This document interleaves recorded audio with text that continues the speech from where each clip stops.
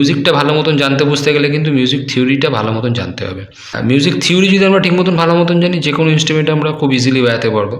এর আগে আমি একটা মিউজিক থিওরির ভিডিও করেছি, সেখানে music note, sharp note, flat note, semitone, tone, interval এগুলো নিয়ে আলোচনা করেছি, দেখিয়েছি। আজকের এই ভিডিওতে কিন্তু আমি দেখাবো যে একটা কর্ড কীভাবে তৈরি হয়, একটা কর্ড তৈরির পেছনে কি লজিক আছে, একটা মেজর কর্ডকে মেজর কর্ড কেন বলছি, মাইনর কর্ড কেন বলছি, এইটা বোঝার জন্য কিন্তু আগের ভিডিওটা অবশ্যই একবার দেখে নিলে সুবিধা হবে বুঝতে। তো চলো বেশি দেরি না করে ভিডিওটা শুরু করি। কর্ড কীভাবে তৈরি হয়, একদম যেটা বেসিক সেটা হচ্ছে 12টা নোট মিউজিকের, 12টা নোট একদম সি থেকেই দেখাচ্ছি। সি, আমি আজকে আর ফ্ল্যাট নোট বা শার্প নোট লিখছি না, তোমরা আগের বার ভিডিওতে বুঝে গেছো আশা করছি। তো আমি শার্প দিয়েই দেখাচ্ছি, ঠিক আছে, বুঝতে সুবিধা হবে। C, C sharp, D, D sharp, E, F, F sharp, G, G sharp, A, A sharp, B, C. এটাকে আমরা 0 ধরে চলছি। এটা যদি 0 ধরি তাহলে এটা 1, এটা 2, এটা 3, 4, 5, 6, 7, 8, 9, 10, 11, 12। এইটাকে আমরা রুট নোট বলছি। রুট নোট মানে হচ্ছে যেখান থেকে শুরু হচ্ছে, যেখান থেকে আমরা বাজাচ্ছি বা যেটাকে মেন ধরে চলছি আমরা। আমি আগেরবার বলেছিলাম ইন্টারভেল যেটা ছিল, ইন্টারভেলে আমরা এটাকে বলি ইউনিসন, বা আমরা বলি এটাকে টনিক। এইটা পরের নোট, মানে এটার দূরত্ব কিন্তু একটা ফ্রেটের, ঠিক আছে, এটাও একটা ফ্রেটের দূরত্ব, কিন্তু এখান থেকে এইটা হচ্ছে 2টো ফ্রেটের দূরত্ব। এক ফ্রেটের দূরত্ব হলে আমরা কি বলছি, এটাকে বলছি সেমিটোন। 2 ফ্রেটের দূরত্ব হলে আমরা সেটাকে বলছি টোন। যদি সি বাজাই, সি এর ঠিক পরের নোটটা সি শার্পটা, এইটা কিন্তু আমরা বলি মাইনর সেকেন্ড। এইটা হচ্ছে মেজর সেকেন্ড, এটা হচ্ছে মাইনর থার্ড, এটা হচ্ছে মেজর থার্ড, এইটা বলেছিলাম ফোর্থ। তারপরেরটাই হচ্ছে অগমেন্টেড ফোর্থ, বা আর কি বলতে পারি, যেহেতু এর পরেরটাই হচ্ছে পারফেক্ট ফিফথ, তো এটাকে আমরা পারফেক্ট ফোর্থ বলতে পারি। এটা যেমন পারফেক্ট ফিফথ, এটা পারফেক্ট ফোর্থ। যেহেতু ফিফথের আগের নোট, সেই হিসাবে আমরা এটাকে ডিমিনিশ ফোর্থ ফিফথও বলতে পারি, ডিমিনিশ ফিফথ, ডিমিনিশ 5, অথবা আমরা বলতে পারি ফ্ল্যাট 5, অথবা 5 লিখে এরকম ফ্ল্যাটও দেখাতে পারি। এই নোটটা হচ্ছে 8 নম্বর যে নোটটা হবে, 8 নম্বর গ্যাপে যে নোটটা হবে, এটাকে আমরা বলবো মাইনর 6, তারপর একটা মেজর 6, তারপর একটা মাইনর 7, তারপর একটা মেজর 7, আর এটা হচ্ছে অক্টেভ। এইটুকুনি বোঝা গেল। আগের ভিডিওটা যারা দেখেছো তাদের বুঝতে সুবিধাই হবে, তাও আর একবার রিভাইজ দিয়ে দিলাম। এইবারে আমরা আসছি যে কিভাবে একটা কর্ড তৈরি হচ্ছে। সি মেজর কর্ডে যদি বলি, তাহলে মেজর বলছি মানে আমাকে মেজর কর্ড হওয়ার কারণটা খুঁজতে হবে, যেটা কেন মেজর কর্ড। 1, 3rd এবং 5th, এটা হচ্ছে মেজর কর্ডের ফর্মুলা। আমরা যদি এইটাকে সারেগামাপা হিসেবে দেখি, আমি সেটাও একবার বুঝিয়ে দিই, তাহলে সুবিধা হবে এই ভিডিওতে। অনেকেই আমাকে বলে আমাদের সারেগামাপা দিয়ে বোঝান বা সারগাম দিয়ে বোঝান, আমরা নোট দিয়ে বুঝছি না। সারগামের এই জিনিসটা একবার বুঝে নিলে তখন আমরা নোট দিয়েও জিনিসটা বুঝতে পারবো। কীভাবে আমি বোঝাচ্ছি, এই যে 12টা নোট আমি দেখালাম, এই 12টা নোটের মধ্যে এটাকে যদি আমি সা ধরে চলি, এটা সা, ঠিক, তাহলে এইটা হচ্ছে রে। আমরা জানি এগুলোকে শুদ্ধ স্বর বলে, সা রে গা, এটা গা, এটা মা, এটা পা,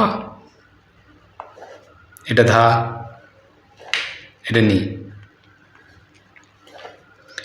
তাহলে এই 7টা শুদ্ধ স্বর। শুদ্ধ স্বর কি, সা রে গা মা পা ধা নি। আর সা মানে হাই অক্টাভের সা। এর মাঝখানে যে নোটগুলো আছে সেগুলোকে বিকৃত স্বর বলবো। তাহলে বিকৃত স্বর কোনগুলো? সি শার্প, এটা তাহলে কি হবে? সা, আর রে এর মাঝখানে, তাহলে এটা কোমল রে হবে। তারপরে গা আর রে এর মাঝখানে যেটা আছে এটা কোমল গা। গা আর মায়ের মাঝখানে কোনো শার্প বা ফ্ল্যাট নোট নেই বা বিকৃত কোনো স্বর নেই। মা আর পায়ের মাঝখানে যে নোটটা আছে সেটাকে আমরা বলি কড়িমা, ঠিক আছে? এটাকে কিন্তু আমরা কড়িমা বলি, এটাকে কিন্তু বলি না যে কোমল পা, কারণ পা পাই হয়, পা একটাই হবে, মায়ের 1 সেমিটোন ওপরের নোটটাকে বলি কড়িমা। কিন্তু আমরা ওয়েস্টার্ন মিউজিক এটাকে ডিমিনিশ ফিফথ বলতে পারি বা ফ্ল্যাট 5 বলতে পারি। পা ধায়ের মাঝখানে যেটা আছে সেটা আমরা বলবো কোমল ধা। সেরকম ধা নিয়ের মাঝখানে নোটটাকে আমরা বলবো কোমল নি। সি, ডি, ডি শার্প, তারপরে জি, এ শার্প। তাহলে এইটা আমি যদি সারগাম নিয়ে বাজাই তাহলে কীরকম শুনতে লাগবে? সি যদি আমি সা ধরে চলি তাহলে সা রে গা, কোমল গা হচ্ছে, তাহলে সা রে গা।